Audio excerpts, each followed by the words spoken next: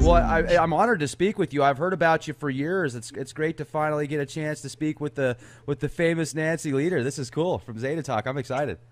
Yeah. Well, I'm the real deal because in 1995 we came out talking. I am told by BBC and other, I think it's Wikipedia credits me with that too. First relating Planet X, which was found in 1983, or there was something out there that they had Right. infrared with Nibiru and saying they're one and the same.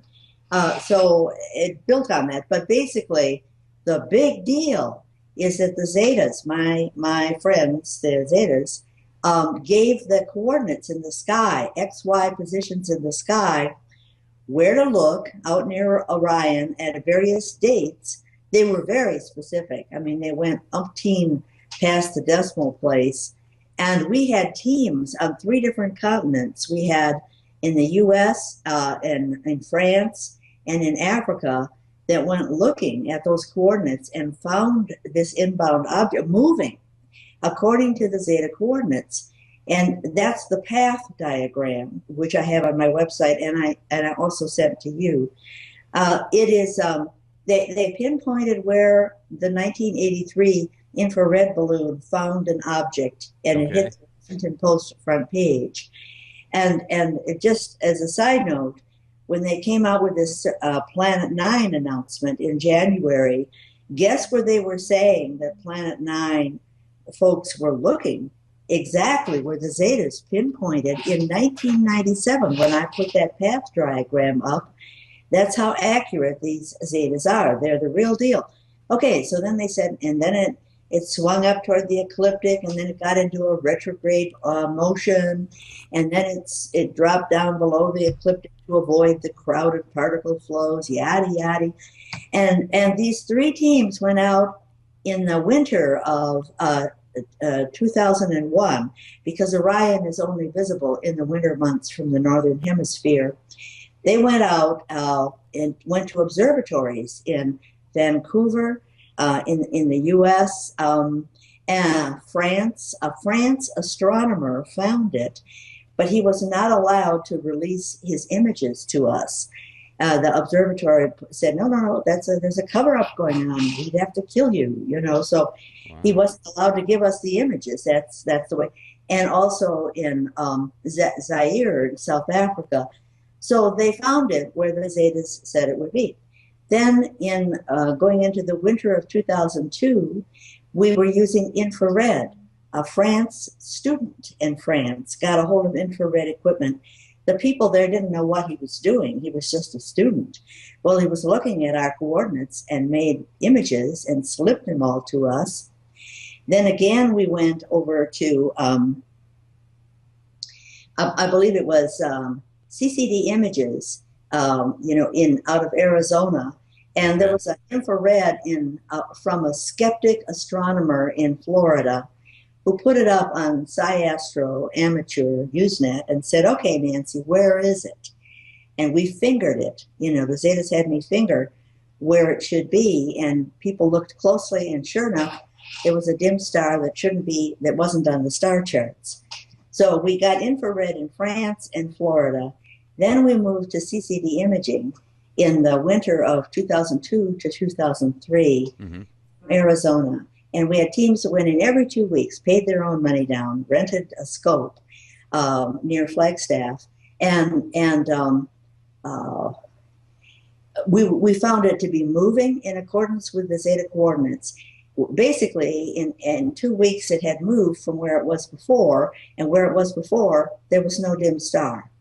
And then it became visible around late March 2003. I myself saw it in the sky, in the night sky around 8:30, and then it moved across the Earth's orbit such that it was within.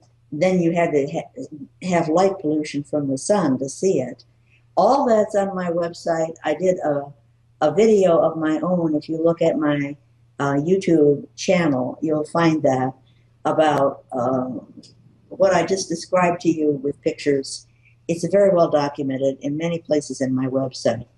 Great. Yeah, now zetatalk.com is a nice website. I was just looking at your YouTube channel. You've got some great videos on there as well. I went to the McDonald Observatory recently here in Texas, and I tried to get the inside scoop. I wasn't able to get much out there. I did talk to one of the liaisons that works at the gift shop slash welcome center, and I talked to him a little bit about Planet X. One thing that was really cool about that observatory is it's in a no-fly zone, so there's no chemtrails or contrails over it, and you look at the sun, and it looks completely different there than when you go to a place like Phoenix, Arizona, or Las Vegas from all the chemtrails that they blast into the skies. So, and it's funny, Nancy, because I am really open to the possibility of Planet X, but I'm also agnostic. I don't know. I'm neutral, but if I had to go one way or another, I'd say there's certainly a lot of things that point to the possibility of Planet X, but I'd say there's always been a lot of things. People say that volcanoes are going off now more than ever, and Earth changes and stuff, and that's been going on for a lot of years. So that could be it, or maybe it's something else. I don't know, but it certainly is nice to talk with people like you and others that have done so much research into the subject. And with all this information that's coming out there, I mean, I could definitely see the possibilities. I haven't seen it with my own two eyes, and even if I did, with all the Project Bluebeam stuff and everything else that's going on, it's tough to have those filters and know what's right and what's wrong and what's real and what isn't. So it's really nice to speak with you. Now, I guess our interview's here in about 45 minutes, but I would like to ask you personally, I mean, what's it like when the Zetas contact you? I mean, is it just like you talking to me? Is it telepathic? I mean... yeah, it's just like me talking to you, although I don't hear anything. I don't hear any noises. I don't hear a voice. I don't see anything. The best I can describe it is like if you daydream or you have an idea pop into your head. You might be dozing off and you say, oh, wait a minute, blah, blah, blah, blah, blah. An idea pops into your head. Well, I know it's not my thoughts that I'm getting. And we worked on this. They opened my head up and put a little bit of their DNA in my head where the telepathy center for people is. And this happened in my late 20s.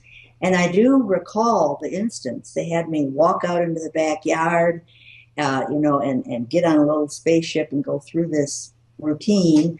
Then they wanted to know, did I feel nauseous? How were my arms and legs? And, okay, no brain damage and back home with the babies. And after that, I became... We're just going to put some DNA in your cerebral cortex. No big deal. Have a nice day. Carry on. Sorry. I think they zapped it in there, to some degree. But they had my head in a clamp to make sure they got it just the right spot. They didn't want... So after that, I noticed that I was more telepathic with people. And I would know who was calling before the phone rang. Right. And I would be able... And I played with that. I was fascinated.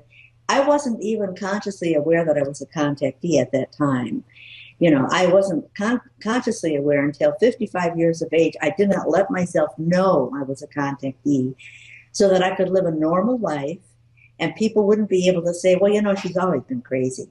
Because I haven't been. So at that time, I didn't know. But I was aware, and I played games with people. I would say, think of something I couldn't possibly know. And then within 2 minutes, I'd guess it, Wow. And I found that I could actually go out with a different thought complexes and invade people's thinking doing remote viewing. I didn't know at that time what it was, but okay, I would think of a situation, a map, an emotion, a date, that kind of thing. Mm-hmm. Who knows about this? And then it'd be bing, I'd be connecting with somebody. I'd be on the same wavelength because these are brainwave wavelengths. Yeah. And I would be able to interrogate them. And sometimes these people would know they were being probed. One time I got, who is this?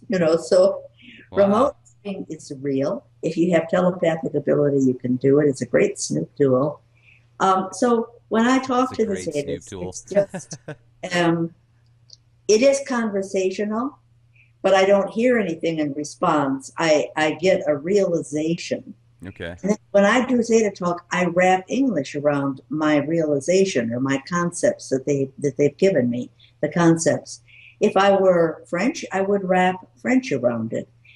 So it's not a language. Language is the last thing we add to our thoughts before we emit it to other people. Yeah, right. Huh. Well, that's fascinating. Okay. Do you have Rh negative blood? No, I'm not a Neanderthal. No, not Okay. at all. I'm German. My whole, at least as far as we know, just a smidgen of Jewish, maybe a little French, but Sure. mostly German.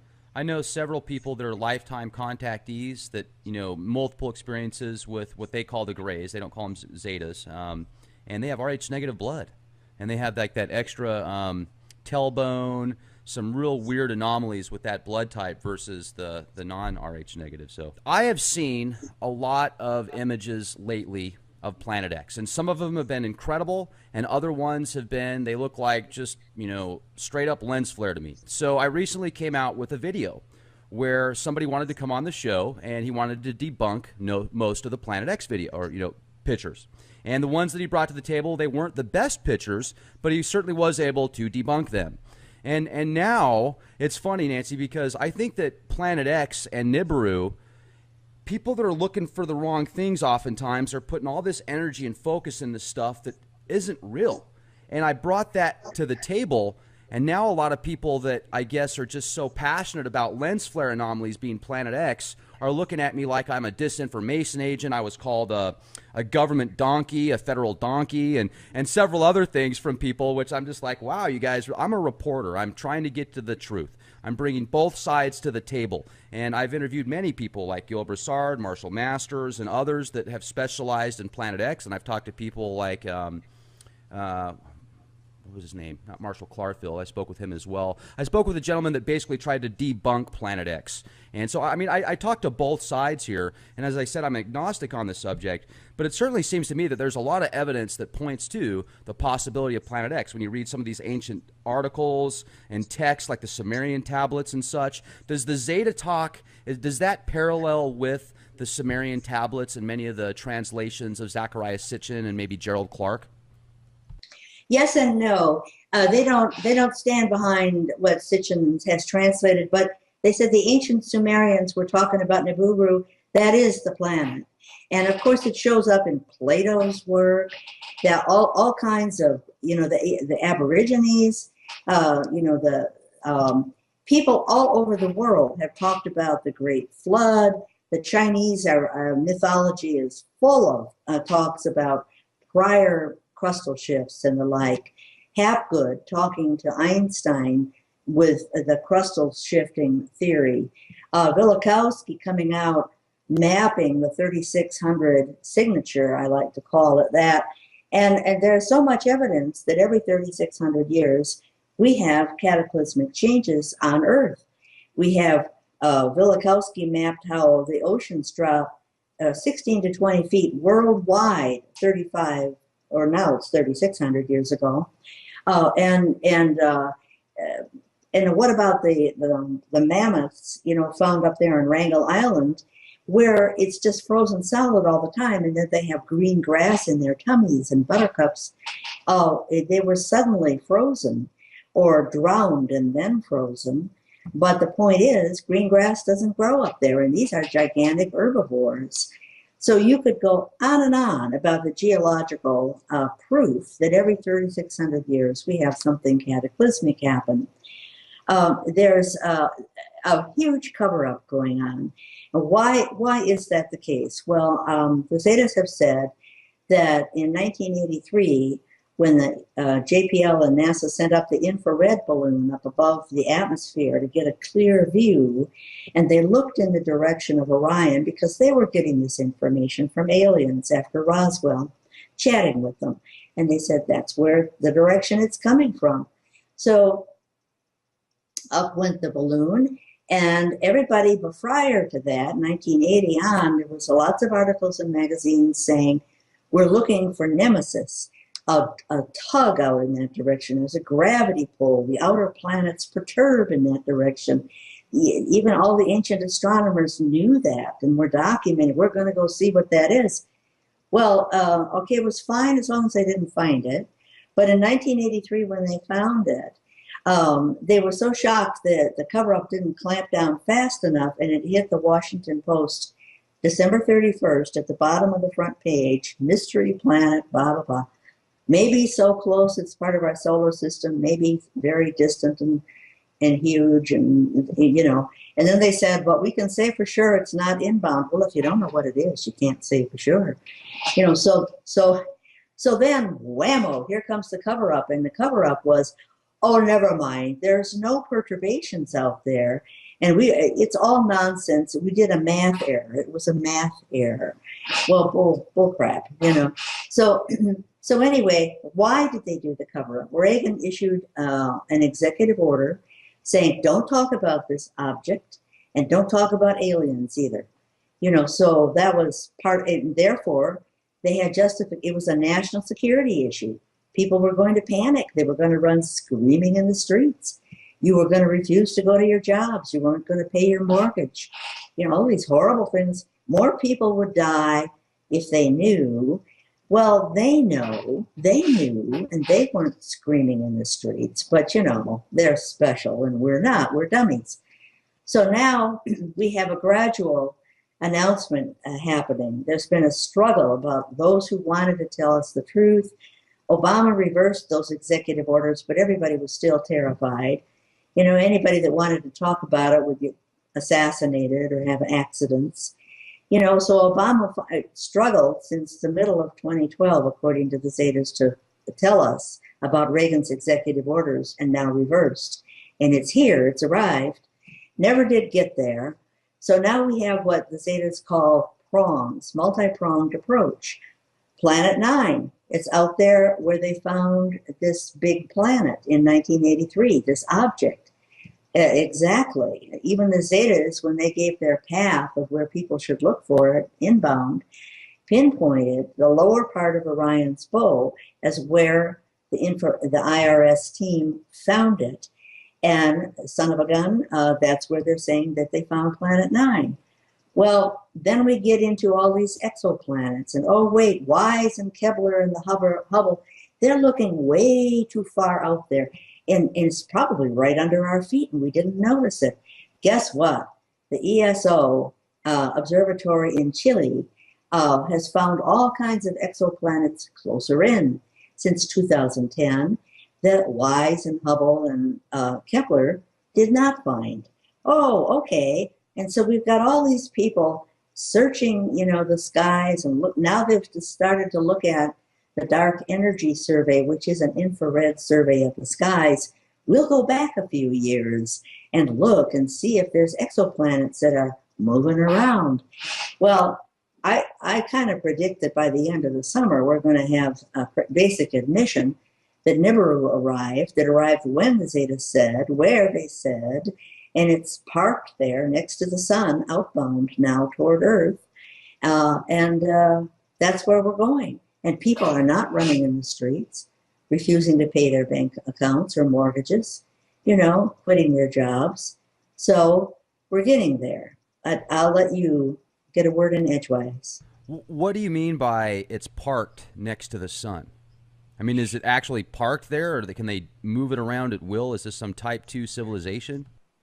No, it's not intelligently controlled. It is a planet that is 4 to 5 times our diameter, the diameter of Earth, 23 times as massive. And it's a big magnet. It has a different composition than Earth. It's called a planet, but it actually has its own globe. It's more of a water planet than not, although it has land masses. The Anunnaki live there, and they were transplanted to live there. They are human equivalents, more like 8 foot tall rather than 5-6 foot tall, and it emits its own light through cracks under the ocean, so that the light bounces off the clouds around it, and so they don't really need to be close to a sun to have light and warmth. But it's a type of planetary object that mankind does not have a definition for. And if you think you come under ridicule, Rex, you should see the ridicule I came under in 1995. I went on Sci-Astro Amateur in 1997 to 2001 and debated the astronomers, and oh boy, they don't have enough dirty names for me. Isn't it amazing how some people, whether they're right or wrong, are not willing to have a decent conversation. Now, debate can be a good thing, right? I mean, we can learn from each other oftentimes, but because you have a certain position and you've gone to school for something, well, if this person says it's true and I don't believe in it because I wasn't taught about it in school, well, I'm going to call that person it's retarded the way that human beings respond to each other sometimes. It just blows my mind. We're in the year 2016 and we still treat each other like cavemen and barbarians sometimes. I mean, not everybody. A lot of people that listen to your show, Zeta Talk, and a lot of people that listen to Leak Project are very open-minded and astute, well-educated, and looking for the truth. They're not confined in a little tiny box. Comes with the territory, as they say, and this is war. And I would have to say the fan and hate mail was 50-50 in those days. And it's really, the nature of it has changed, in part because people are admitting that Nibiru is there. And the visibility, it's really there. We have a webcam in Italy and another in France that are showing Nibiru at sundown at approximately the 4 o'clock position of the sun. There it is, the pink orb with its shoulder pads. When it came in 2003, we had people all around the world that were looking for it, and it was in the night sky, close enough they could take photos, and then it crossed over our orbit to be closer to the sun in the spring of 2003. And I saw it. It was kind of like a glowing red mess that kind of faded in and out. And this was not Aldebaran, the reddish star to the east of Orion at all, because I could see that too. And people all over the world, and people would take photos of it. We had people with a 10x binocular cameras and the like, and they showed like a double helix streaming behind Nibiru, because it's a moving planet. It just doesn't sit and park and have its moons go round and around. It's constantly in motion, and therefore that pattern developed. Well, it's got 2 dominant moons, and they each have their own collage of little moons, and they're on either side like shoulder pads, and this whole thing swirls in a retrograde motion. It has a retrograde orbit coming in. It has a retrograde rotation, in relationship to the sun. And the moon swirls also go in a retrograde swirl. So when you look straight on, it looks like it's got shoulder pads. And we have that in photos from 2003. I sent a couple to you, Rex.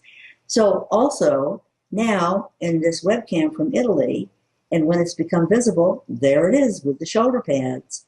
In France, another webcam off South Carolina, and recently one up in Alaska. I think it's Sedgwick, Alaska. There's a cam set up for pilots of small planes, and it looks almost dead north, azimuth 344. So it's looking up over the North Pole. Well, at midnight, at 2 a.m., the sun comes up and then sets at 2 a.m. And then, of course, it comes up again in the morning, but that's not the sunrise.